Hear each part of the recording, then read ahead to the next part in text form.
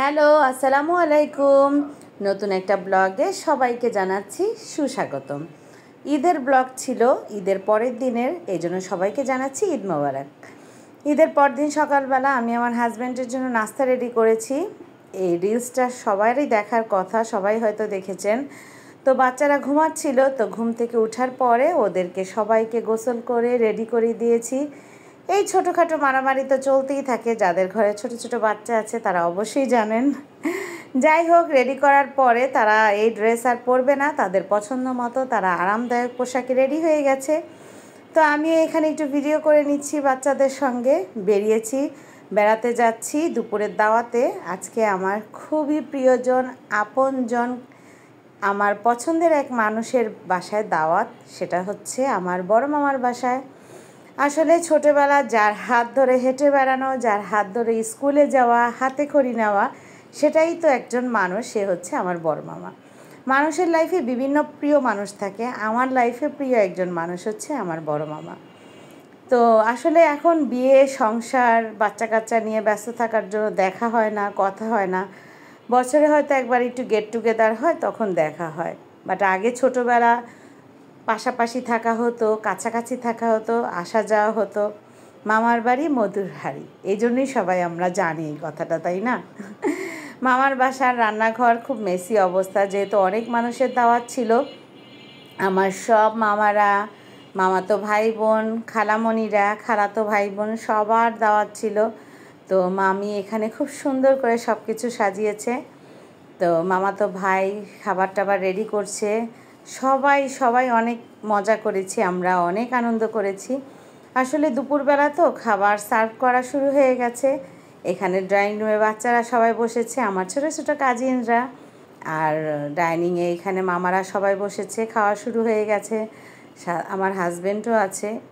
মানে দুপুরবেলা যেহেতু খাবারে নিয়ে সবাই খুব ব্যস্ত।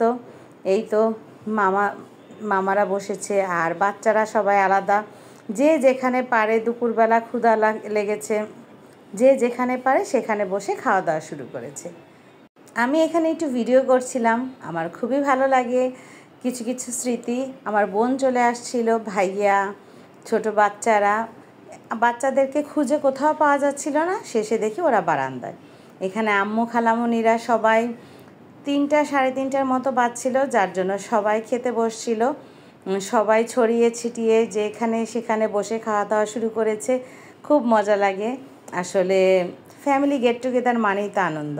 মামা এখানে দেখছে বড় মামা সবাইকে ঠিকঠাক মতো খাচ্ছে কি না।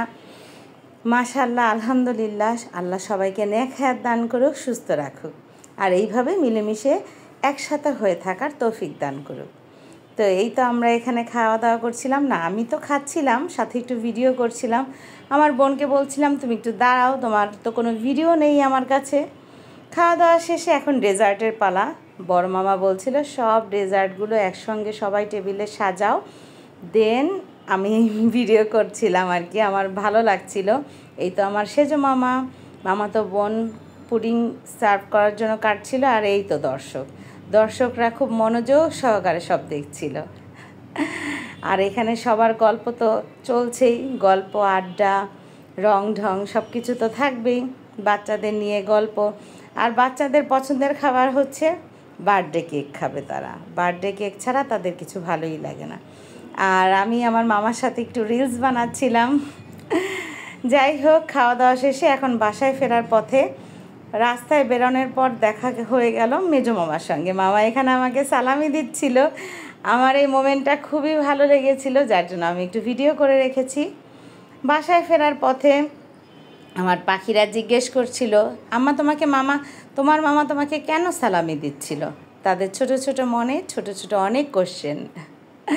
বাসায় ফেরার পথে ওরা ফুচকা খাবে, তো ফুচকা রাস্তায় ছিল, ওখান থেকে ফুচকা কিনলাম ফুচকালা ভাইয়ার কাছ থেকে। তারপর বার্গার খাবে, দেন ওদের জন্য বার্গার কেনা হলো। সব কেনাকাটা শেষে এখন বাসার উদ্দেশ্যে। আমার জন্য দোয়া রাখবেন, সবাই ভালো থাকবেন।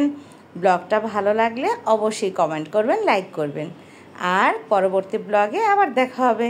ততদিন পর্যন্ত আল্লাহ হাফেজ, আসসালামু আলাইকুম।